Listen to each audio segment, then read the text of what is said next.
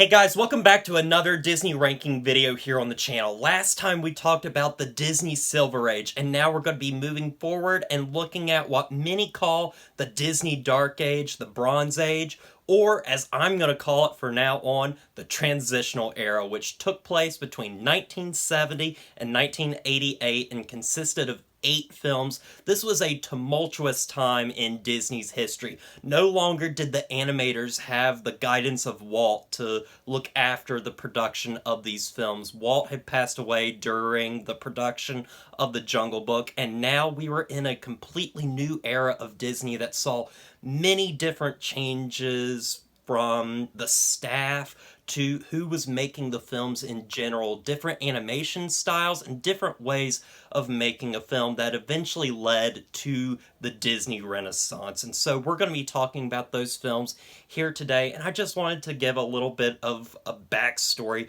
to these films and how these films got made. Now, I will say, people might be wondering, why am I calling it the Transitional Era? Isn't this Disney's Dark Age? And that's what many people call it. But I think Transitional Age or Transitional Era really fits what this era of film actually was for the Disney company as a whole. The Dark Age has this negative connotation to it that makes it seem that all the films that came out during this time were box office bombs, were critically panned, and that is just not the case. Many of these films did make their budgets back, made a pretty profit, and also many of these films also did pretty good reviews. However, there are a few films here and there that didn't get received critically well, and I think that has just overall turned this era into just something negative when there are some really great things here and there. In fact, I think many of the films on this list are really underrated and underappreciated and not as bad as people say. And so really, I got this idea for calling it the Transitional Era from a fellow YouTuber, Joe the Disney Guy, who calls this period the Transitional Era. And I think that just really fits with this time period far more than the Disney Dark Age. So anyway, with all that said, let's get started with number 8. And number 8 might come as a surprise for many people. It's Robin Hood. Robin Hood is a film that I think is really enjoyable, a lot of fun. It is a good movie, but it just doesn't leave an impact on me. It's definitely a weaker Disney film. It has some fun elements to it. I do really enjoy the characters. I love the music in this film. However, you can really see cracks beginning to show as they recycle animation. I also don't really like the xerography style of animation during this period. It's just not smooth or anything like we got in many of the Disney films prior, but it's still overall a lot of fun. I do really like that it has this swashbuckling feel like the Errol Flynn Robin Hood, and I thought that was really fun. The action scenes are also really good, but there's just nothing about this film to me that is really memorable. Like, there's not a moment where I'm like, oh yes, I love that scene I want to talk about, because it's just kind of forgettable, honestly, but I still do really like this film. I think it is a fun children's film that I understand why people can really like this film, but for me, it's definitely the weakest of this era. At number 7, this is going to be extremely controversial because I didn't put it as number 8, but I'm actually going to put The Black Cauldron here. I think this is a very underrated and underappreciated Disney film that, honestly, I completely understand the gripes that people have with this film. I understand why people wouldn't exactly like this film. However, it was just a breath of fresh air after watching so many of the films during this era that were just, for the most part, alright. However, I love the animation with this film. It is one of the best animated Disney films I have ever seen. The backgrounds, the traditional animation just looks absolutely beautiful. It really feels like it's basically a sequel to Sleeping Beauty, which the animation style is based after. I love that it's in 70mm format. I think that's great. I love the villain. I love the score of this film. I love how dark this film was willing to get. There's some grotesque imagery in this film that is just so terrifying and really made it an entertaining watch. However, I cannot deny that the three main characters of this film are extremely dull and boring. The story itself is rather confusing, and overall, like, the middle of the film is so weak and kind of uninteresting. However, I was really into this film during the first act of this film and during the third act of this film. In fact, I would say that I actually loved those sections of the film, and I know people aren't going to agree with me with this. Like, I know that I'm in the minority of people that like this film, but I think it has a ton of great stuff about it, but it is overall in a messy film that I understand completely why this movie bombed, why people don't love it or even like it, but honestly, I would see myself watching this over Robin Hood. At number 6, we had the Aristocats, which is the first film of this transitional era, and overall, I thought this film was a lot of fun. I really liked the characters and the music to this film, which is a lot of fun. I love the bumbling butler villain. I think he's absolutely great, and I just think this is a nice little movie about cats. It reminds me a lot of, well, Lady and the Tramp, but with cats, and overall, it's a very innocent film. It doesn't do anything groundbreaking. It's just a little fun adventure film that I found myself really enjoying, and there's not really much to say about this film other than that, so I'm going to be moving on. At number 5, we have The Rescuers. This film was just a big film in my childhood. I absolutely loved watching this film as a kid. I'd watch it absolutely all the time. But on this recent rewatch, I found myself kind of bored watching the film. However, I did love the characters. I love Bianca and all of them. I love the animation. I love Penny. And the villains of this film are fantastic. Madame Medusa is one of my favorite Disney villains. She's just so vile, and there's just something great about her animation style. The animator that drew her based her off of his ex-wife, which is amazing, and I just love the villains. I do really enjoy the story. I do get wrapped up into it. However, I think the middle of the film does lack energy, but I think it is a fun Disney film with a great, satisfying, and fun climax. And I always love watching that scene of Penny in the cave trying to get the diamond. It is a great scene, and overall just a really fun Disney movie that is, you know, not one of the best Disney movies out there, but is still just a lot of fun. At number 4, we have The Great Mouse Detective, which before I did this ranking video, I had never seen before, and I'm glad I did. The animation in this film is absolutely beautiful. I love the whole Sherlock Holmes angle that this story takes, being based off of Basil of Baker Street.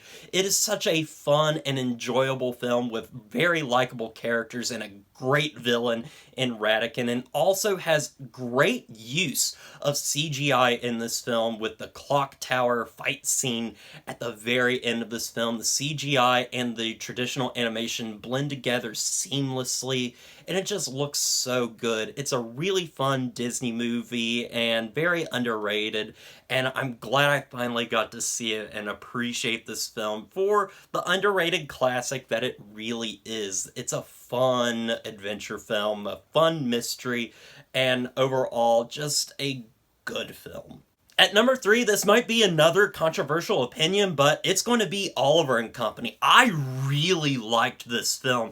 From the animation to the story overall, and the music in this film is so good from so many different well-known singers. The animation and the music from this film just go hand in hand with some great tunes like Why Should I Worry? That's such a great song. But also, I think Howard Ashman's song Once Upon a Time in New York City at the beginning of this film is very underrated. It is a beautiful track and really gets you into this very modern 80s world that is very good. I love the story of Oliver Twist, and I think it's a really cool update here, doing it with animals basically. And also, what I love about this film is the character of Fagin. I love his character in this film, and they do some really good stuff with him, and he is really the heart and soul of this film, I feel like, especially since Oliver, if this is one of my criticisms with the film, Oliver kind of gets pushed to the wayside in this film, and it's definitely the side characters that really run the show in this film and make it a very enjoyable and fun film. Also, I think the villain Sykes is kind of disappointing. There's not really much to him. However, the way he dies in this film, it is one of the most violent Disney deaths I have ever seen. It is incredibly fun. I think this film is very underrated, and I really enjoyed it. At number 2, we have The Fox and the Hound, which is a film I absolutely love, but have to admit that it has some glaring flaws with it. I don't think we get enough time with Todd and Copper as young Fox and young Hound at the beginning of this film, and also the fact that they don't kill Chief in the middle of the film, I think really dampers Copper's transition to being like mad at Todd throughout the rest of the film. I think if he had died, it would have flowed so much better.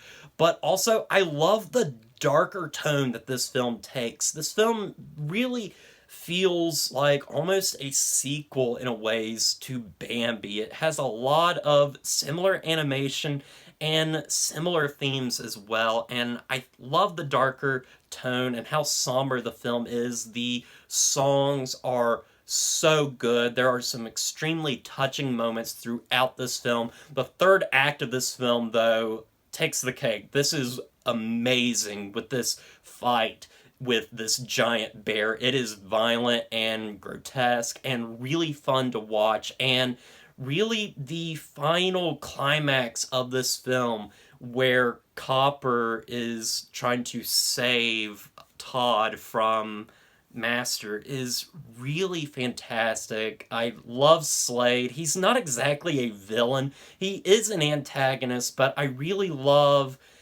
when he decides to not kill Todd. I think that's a very powerful moment, and the ending of this film is also very powerful. Our two main characters don't end up really together. They have changed throughout their time throughout this movie, and I really love the somber ending, and it is a very ballsy ending. We don't get really any satisfaction in it. It is kind of depressing, but it really fits with the tone of this movie, and I love it for that. And at number 1, we have The Many Adventures of Winnie the Pooh. This film is just absolutely perfect. I can't really complain about anything in this movie. The animation is wholesome. The whole story is wholesome. Pooh, Tigger, Eeyore, Piglet, Rabbit, Owl, all of them are just so ingrained in my childhood, and they're so wholesome. This movie just feels like, I don't know how to describe it, but it feels like a breath of fresh air. It's so sweet, it's so fun, and so innocent too. Like, there's no big bad guy or anything. It's just these characters feeling like the characters from the book, and just they're so great and so lovable, and I love their adventures. I love the music in this film. I think it is very well done, and it's just a very memorable Disney movie that is one of their films that I think is absolutely perfect in every way. If I complained about something in this film, I feel like I would be a terrible person, because how can you complain about this movie when it is just so sweet, so wholesome, and just doesn't have a cynical bone in its body? And I absolutely love it. It is one of my favorite Disney movies of all time. I'm glad I got to see it, and I love the character of Winnie the Pooh to begin with. I'm a big fan of the New Adventures of Winnie the Pooh, and this just, it's great storytelling, great animation, and just a fun film. And that, guys, ends the Disney Transitional Era, or as other people call it, the Disney Dark Age, or Bronze Age, or whatever you want to call it. This era, I think, is extremely underrated, and I understand why it's not people's favorite, but I do think it has some really great things about it. I think a lot of the films are really enjoyable and a lot of fun. They're very creative, and some of them are rather safer than others, but I do like that Disney was able to take some chances with some films in this era, even though it didn't always pan out. But I think this is a great era of Disney animation nonetheless, or at least it is an interesting time to study and look at, especially when we get into the Disney Renaissance. So anyway, guys, I hope you enjoyed this ranking video. Did you like my list? I'm sure that some of you people will not like how I ranked some of these movies. Like, how can I put The Black Cauldron over Robin Hood, or how can I put Oliver and Company so high? But this is my own list, and this is how I enjoyed those films. But anyway, guys, thank you guys for watching. I hope you enjoyed it, and look forward to my Disney Renaissance video coming soon. I'm going to be starting to watch those films soon. Really looking forward to it. So as always, don't forget to like, comment, and subscribe to the channel, and I'll see you guys in the next review.